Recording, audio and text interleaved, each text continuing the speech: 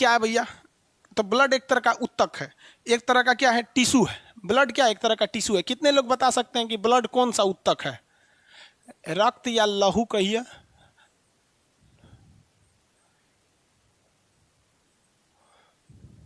Blood किस type का उत्तक है? आंसर दीजिए लो।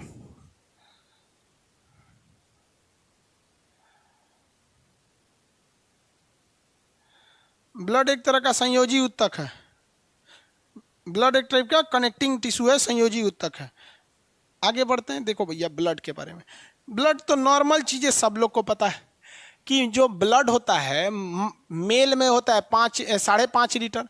जितने पुरुष होते हैं उनमें ब्लड कितना होता है? नॉर्मली 5.5 लीटर होता है, और महिलाओं में 5 लीटर होता है। पुरुषों में ब्लड की मात्रा 5.5 लीटर होती है और महिलाओं में 5 लीटर होती है। महिलाओं में आधा लीटर खून कम देता है भगवान, ताकि वो अपने पति का खून चूस सकें। भाई जगह रहेगा तभी ना चूसिएगा, जगह नहीं रहेगा तो नहीं चूसेंगे। अब पुरुष के पास जगह नहीं हो, किसी का खून नहीं चूसता है। अब महिलाओं के पास जगह होता है, चूसते रहो। यहाँ पे समझ में आ गया कि नहीं आ गया? हालांकि ये कोई लॉजिक नहीं है। ऐसा कोई लॉजिक नहीं है। ब्लड जो होता है ये दो टाइप से होते हैं सब। आप जिसे ब्लड कह रहे हैं ना, जो तरल पदार्थ देखते हैं, ब्लड एक तरह का क्या है, संयोजी उत्तक। इसका अध्ययन सेरोलॉजी कहलाता है। ब्लड का अध्ययन क्या कहलाता है? सेरोलॉजी। इसी को हम लोग हेमेटोलॉजी के नाम से भी जानते हैं। ब्लड का अध्ययन सेरोलॉजी, इसी को हम लोग क्या नाम से जानते हैं? हेमेटोलॉजी के नाम से जानते हैं। इसका पीएच कितना होता है? 7.3 या 7.4, दोनों ऑप्शन में दे देता है। तो 7.4 याद रखेंगे लोग। 7.4 इसका क्या होता है? पीएच होता है। इसका मतलब ये एसिड नहीं है, ये क्या है? बेस है। एसिड ना होकर ये क्या है? बेस। तो कुछ नॉर्मल चीजें इसका क्या होता है? अध्ययन बताइए तो। सेरोलॉजी, सेरोलॉजी इसका अध्ययन होता है। हेमेटोलॉजी भी कहते हैं। पीएच 4.3 भी देगा तो भी सही है, 7.4 भी देगा तो भी सही हो जाएगा। यहाँ पर पीएच, यहाँ पे 5 से 5.5 लीटर क्या पाया जाता है? ब्लड पाया जाता है। ब्लड बनता कहाँ से है? तो हम लोग के बोन मैरो में बनता है। किस में बनेगा? बोन मैरो में बनेगा। बोन मैरो क्या होता है? हड्डियों के बीच में जो अस्थि मज्जा होती है उसमें बनता है। जबकि छोटा बच्चा जो अभी जन्म नहीं लिया है उसके लीवर में बनेगा। लीवर में कहाँ पर? तो मेसोडर्म में। मेसोडर्म, ये लीवर अभी आप पढ़े नहीं है, वो ग्लैंड नाम के चैप्टर में आएगा तो लीवर पढ़ेंगे। तो हम लोग में ब्लड कहाँ बनता है? तो बोन मैरो में। ब्लड कहाँ बनता है? बोन मैरो में। तो ये ब्लड का निर्माण हो गया। कहेगा ब्लड पंप कहाँ होता है? तो पंप कहाँ होगा? तो भैया हार्ट में पंप होता है। कहाँ होता है? हार्ट में पंप होता है। कहेगा कि ब्लड जमा कहाँ रहता है? Blood bank of body. तो एस्पिलीन होता है। क्या होता है? एस्पिलीन। इसको हम लोग तिल्ली या प्लीहा कहते हैं। क्या कहेंगे? प्लीहा या तिल्ली कहते हैं। ये बाईं ओर होता है, किडनी के ऊपर। यहाँ होता है बाईं ओर। यहीं पे ब्लड जाके स्टोर रहता है। जितना एक्स्ट्रा ब्लड है यहीं स्टोर रहता है। और इसमें जो ब्लड खराब है उसको ये क्या करता है? छान के हटा देता है। इसलिए ब्लड बैंक का कब्र किसे कहते हैं? एस्पिलीन को ही कब्र कहते हैं। एस्पिलीन, प्लीहा या तिल्ली को ही हम क्या कहते हैं? कब्र कहते हैं। जिस तरह से बैंक में जो फालतू नोट होते हैं, नकली नोट होते हैं, बैंक के पास जाता है ना तो बैंक जब्त करके हटा देता है उसको। समझ में आया कि नहीं आ गया? तो इस तरह से जो नॉर्मल चीजें हैं ब्लड के बारे में, उसको तो आपको दिमाग में ऐसे याद होना चाहिए। पुरुषों में 5 लीटर, महिलाओं में, पुरुषों में 5.5, महिलाओं में 5 लीटर। ब्लड का अध्ययन हेमेटोलॉजी या सेरोलॉजी। 7.4 पीएच इसका होता है। बनता कहाँ है? बोन मैरो में। बच्चों में मीसोडर्म यानी लीवर में। स्टोर का पंप कौन करेगा? हार्ट। स्टोर कौन करेगा? कुछ लोग कहते हैं हार्ट स्टोर करता है। जो हार्ट स्टोर कर लेगा हार्ट अटैक आ जाएगा। एस्पिलीन स्टोर करता है यहाँ पर। और एस्पिलीन जो होता है ये, इसी को हम कब्रगाह कहते हैं। मरा हुआ इसी में छान लेता है, कब्र कहते हैं। मलेरिया ससुरा इतना खतरनाक बीमारी था पहले कि ये एस्पिलीन को ही डैमेज कर देता था। अब सोचिए अगर आपके शहर का बैंके लूट लिया जाए, सोचिए क्या होगा अगर भारत का कोई आरबीआई लूट ले, तब भारत पैसे से कंगाल हो जाएगा, बर्बाद हो जाएगा। तो हमारे पूरे बॉडी के लिए वो आरबीआई का काम कर रहा था एस्पिलीन। मलेरिया वाला मच्छरवा ससुरा इसी में अटैक कर देता है। एस्पिलीन गड़बड़ हो गया, आदमी सूख के टटा जाता था, मर जाता था। यहाँ पर ये ब्लड के बारे में नॉर्मल चीज़ें हो गई। ब्लड समझ में आ गया कि नहीं? अभी डोनेशन करना आगे बताएंगे, ब्लड डोनेट कैसे किया जाता है।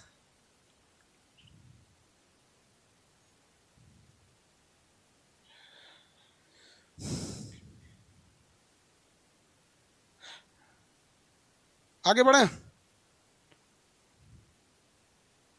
चाइनीज भाषा में क्या लिख देते हैं रजनीश कुमार जी?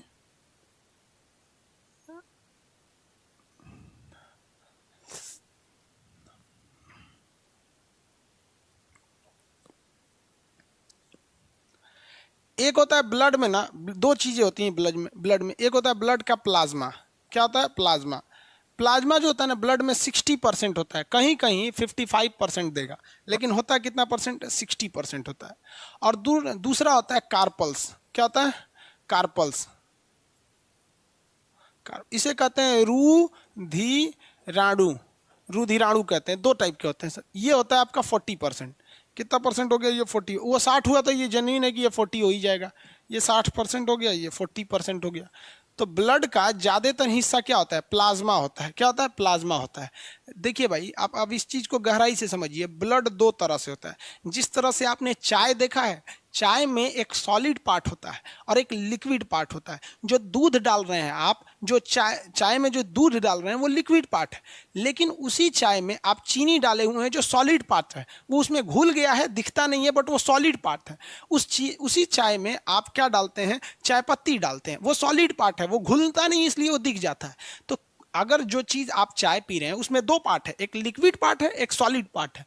लिक्विड आपको दिख जाता है, सॉलिड भी कुछ दिख जाता है, चाहे छन्नी से छान लेते हैं। इसके बावजूद, छानने के बावजूद भी जो चाय पी रहे हैं वो दो चीज़ों से पी रहे हैं। एक उसमें सॉलिड पार्ट है जो चीनी है, और एक लिक्विड है जो पानी है, पानी की तरह है, दूध या पानी की तरह। उसी तरह हमारा ब्लड भी दो चीज़ों से बना है, एक सॉलिड पार्टिकल से बना है, एक लिक्विड पार्टिकल से बना हुआ है। तो ये जो हमारा प्लाज्मा होता है ना, ये क्या होता है? लिक्विड होता है। लिक्विड मतलब समझते हैं, तरल पदार्थ होता है। ये लिक्विड होता है। इसमें ना 90% वाटर पाया जाता है। देखिए, आप ये मत सोच लीजिएगा ब्लड में 90% वाटर पाया जाता है। ब्लड का 60% होता है प्लाज्मा, और प्लाज्मा का 90% वाटर होता है, जिस वजह से ये लिक्विड होता है। समझ में आ गया कि नहीं? ये चाय में जो काम दूध करता है वही काम ये कर रहा है, या फिर जो लाल चाय पीते हैं तो पानी का काम कर रहा है। और बाकी का ये वाला जो पार्ट होता है ना, ये सॉलिड होता है। ये क्या होता है? सॉलिड होता है। सॉलिड, जिस तरह से चाय पत्ती है, चीनी है, ये सॉलिड होते हैं, सब याद रखिएगा। तो ब्लड का ज्यादा हिस्सा सॉलिड है या लिक्विड है? तो भैया लिक्विड है, तभी तो बह रहा है। लिक्विड नहीं रहता तो वहीं बह जाता। अब क्या, चाय, चीनी और चाय पत्ती ऐसे फाँक जाइएगा तो चाय नहीं ना बनेगा। दो हिस्से होते हैं, याद रखिएगा। आगे देखिए, इसमें ना एक अलग से लिक्विड पाया जाता है जिसे हम कहते हैं फाइब्रिनोजेन। क्या कहेंगे? फाइब्रिनोजेन। फाइब्रिनोजेन ये ब्लड को क्या कर देता है? गाढ़ा कर देता है। ब्लड को ये कर देगा गाढ़ा। फाइब्रिनोजेन एक ऐसा लिक्विड है जो ब्लड को क्या कर देता है? गाढ़ा बना देता है। ये इसी वजह से ब्लड गाढ़ा हो जाता है। तो डॉक्टर जब भी बीमारियों की जांच करता है ना, तो गाढ़ा खून से जांच ही नहीं कर पाएगा। इतना गाढ़ा खून हो जाता है कि वो बीमारियों की जांच नहीं कर पाता है। अब बीमारी की जांच करना है तो लिक्विड पार्ट से ही कीजिएगा। अब सॉलिड पार्ट से क्या कीजिएगा? चाय टेस्टी है या नहीं है, अच्छा बना है कि नहीं, कि उसमें से चाय पत्ती छान के उसको खा के देखिएगा, चाय पत्तियाँ तो टेस्टी है, ऐसे थोड़ी होता है। देखिएगा ना, गाँव में महिलाएं चाय बनाती हैं ना, तो ऐसे औजुरिया में दूध ढक्कन गिरा देती हैं, चाहिए निकाल के हमें, उसका ठीक बन लो, दे दो अब सबको। चाय वगैरह को इस तरह से चेक कर लिया जाता है। तो बीमारी को भी डॉक्टर चेक करता है ना, तो लिक्विड वाला हिस्सा से चेक करता है। लेकिन इसमें क्या मिला हुआ है? फाइब्रिनोजेन। ये फाइब्रिनोजेन ब्लड को गाढ़ा कर देता है। इसलिए डॉक्टर क्या करता है? इस फाइब्रिनोजेन को अलग करने के लिए एक लिक्विड मिला देता है। तो जब इसमें से फाइब्रिनोजेन निकल जाता है तो ये प्लाज्मा जो होता है ये कहलाता है हमारा सीरम। क्या कहलाएगा? सीरम। सीरम कहलाता है। सीरम, समझ में आ गया? सीरम आप सुने होंगे, सीरम इंस्टीट्यूट ऑफ वायरोलॉजी जो कोरोना की दवा बनाने जा रही है, तो सीरम होता है यहाँ पे। किसी को कोई दिक्कत? बीमारियों की जांच किससे की जाती है? सीरम से किया जाता है। जिस तरह से दूध का गाढ़ा हिस्सा, ऊपर का जो मलाई होता है, वो छान लेंगे तो जो शुद्ध दूध बचेगा बिना मलाई का, वही हो जाएगा। अगर आप दूध की तुलना ब्लड से करते हैं, दूध की तुलना ब्लड के प्लाज्मा से करते हैं, तो जिस तरह से प्लाज्मा में से फाइब्रिनोजेन हटा के सीरम बच गया, उसी तरह दूध से मलाई हटा के प्योर दूध बच जाता है। किसी को कोई दिक्कत नहीं है। ब्लड का दो हिस्सा होता है, एक लिक्विड पार्ट होता है जिस वजह से ब्लड बहता है, एक सॉलिड पार्ट होता है जिसमें मिनरल, विटामिन इत्यादि रहते हैं सब। किसी को कोई दिक्कत नहीं। फाइब्रिनोजेन कहाँ होता है? तो वो प्लाज्मा में होता है। जब इससे हम निकाल देते हैं प्लाज्मा से इसको, तो वो क्या बच जाता है? सीरम बच जाता है। क्या बच जाता है? सीरम। किसी को कोई दिक्कत नहीं, आगे बढ़ जाए सीरम वगैरह में। अब आता है हमारा कार्पल्स। कार्पल्स किसे कहेंगे हम लोग? हाँ, 5 मिनट बाद।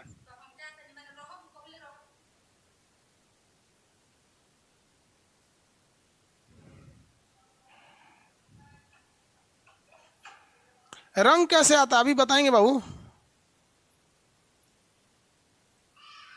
सर ब्लड ग्रुप बताओ रे, लोल कहीं क्या बताएंगे ना, तू अभी ना शांति से रहो ना। ब्लड ग्रुप बताओ इनको, आई छोड़ दें, ब्लड ग्रुप बताएं। तो ऑफलाइन में रहता तो थूर देते पकड़ के हम। ब्लड ग्रुप बताओ।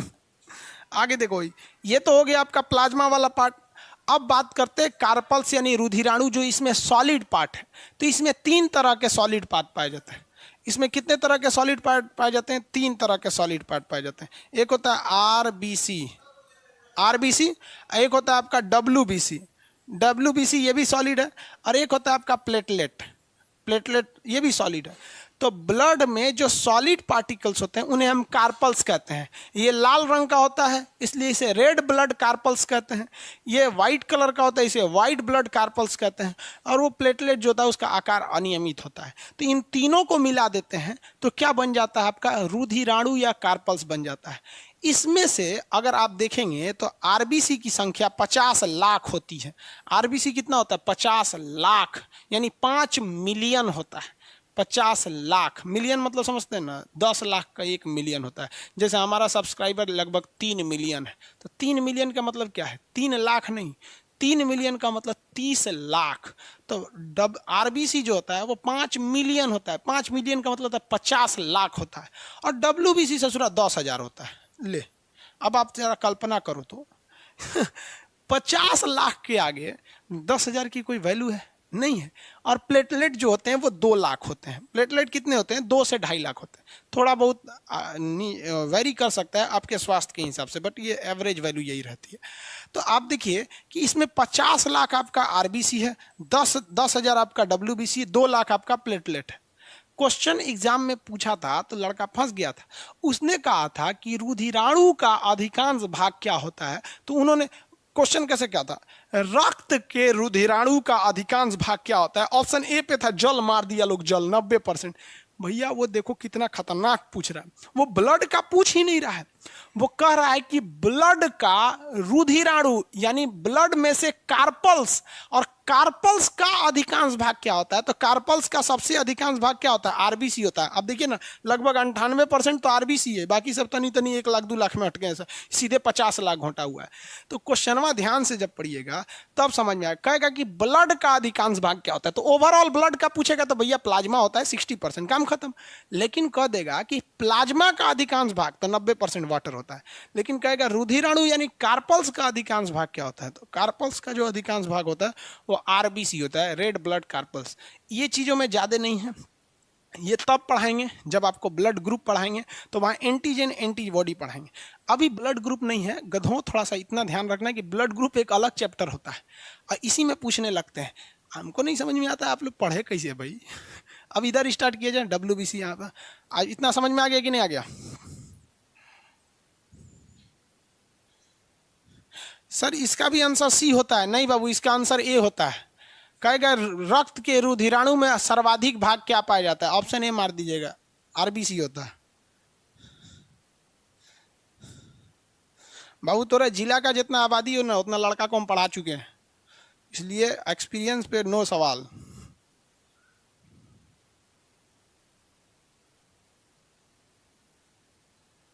बाबू कार्पल एक हड्डी होती है, कार्पल मेटाकार्पल, ये कार्पल नहीं है कार्पल्स है, स्पेलिंग में थोड़ा सा अंतर है। सर इतना स्लो पढ़ाएंगे तो कैसे काम चलेगा भाई? हम तो 2 मिनट में खत्म कर देंगे। हम आपको सीधे बता रहे हैं कि भाई हमने आपसे फीस लिया है टारगेट बैच का, लेकिन आपको हम इत्मीनान से पढ़ा देंगे फाउंडेशन की तरह। आप टेंशन नहीं लीजिए, इतना स्लो होगा तो आपके कहने से कोई दिक्कत नहीं। बाकी लड़कवा से आप पता है ना, भलाई करने का ना जमाना ही नहीं रह गया। हम आपको इत्मीनान से फाउंडेशन की तरह पढ़ा दे, वरना हमको क्या जाता है ब्लड में। टारगेट बैच में ना ब्लड हार्ट सब, टारगेट बैच में हार्ट कैसे पढ़ाया जाता है? 4 चैम्बर होता है, 3 परत होती है, और दाइना आलिन से बायां आलिन से पूरे ब्लड में पंप कर दिया जाता है। और क्रिश्चियन बर्नार्ड ने इसको ट्रांसप्लांट किया था। खत्म टारगेट बैच में। रियल में भी ये उतने क्वेश्चन पूछता है, लेकिन ये पढ़ा रहे हैं तो इनको लग रहा है स्लो पढ़ा रहे हैं।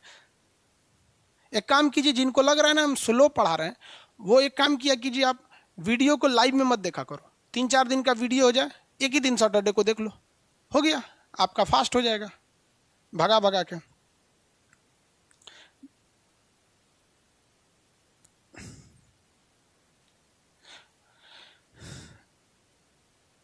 आगे देखिए, बीपी को मापने वाले यंत्र क्या हो गए भैया? यहाँ पे बैच के अलाउंस बोल रहे थे। देखिए भाई, आप चिल्लाते रह जाइएगा, हम पढ़ाएंगे अपने हिसाब से, क्योंकि जो लड़के फर्स्ट में आए हैं ना एडमिशन के लिए, वो उनको लिए हम कुछ एक्स्ट्रा देंगे, चाहे वो किसी भी बैच के हो। तो आप लोग भी एप्लीकेशन पे फर्स्ट बैच वाले हैं, आप लोग को इतना पढ़ाएंगे कि आप लोग फाउंडेशन में एडमिशन ही नहीं लीजिएगा। हम खुल के कहते हैं कि जब बायोलॉजी का फाउंडेशन आएगा तो आप बायोलॉजी में मत लीजिएगा। जो बोल रहा है ना कि सर धीमा पढ़ा रहे हैं, ये जानते हैं ये लड़का क्या है? ये लड़का मेडिकल की तैयारी किया होगा इंटर के बाद, चाहे वो कोटा में रह के, पटना या कहीं रह के 3 साल तक रगड़ के किया होगा, नहीं हुआ होगा तो जनरल कंपटीशन में आ गया, तो उसको ये सब बोरियत लगता होगा, यार ये तो हम पढ़े लिखे हैं यहाँ पर, समझा गया? एक अरे जब इतिहास पढ़ाएंगे तब कहेगा नहीं सर धीरे पढ़ाइए, धीरे, इतिहास एकदम धीरे। तो आजकल दुनिया एकदम स्वार्थी हो गई, हमारा आ गया ना भाड़ में जाए सब कुछ यहाँ पर। और हम भी कभी कभी पछताते हैं यार, 11 रुपये में बैच दे के, 99 में बैच दे के, ऐसा ऐसा लड़का आ जाता है ऐसा जिसका कोई हद नहीं रहता है भाई, सबको डिस्टर्ब करता है। एक और बैच आ रहे हैं बाबू आपका ज्योग्राफी का, एक बैच ज्योग्राफी का आएगा, उसमें आपको 3 चीजें, हर लगभग आपको सारी चीजें का प्रॉब्लम। एक होगा आपका एस्ट्रोनॉमी, एस्ट्रोनॉमी, उसके बाद होगा आपका टोपोग्राफी, उसके बाद होगा जियोलॉजी। कहेगा सर धीरे पढ़ा रहे हैं, इतना पढ़ाइए तो रहे हैं। जियोग्राफी,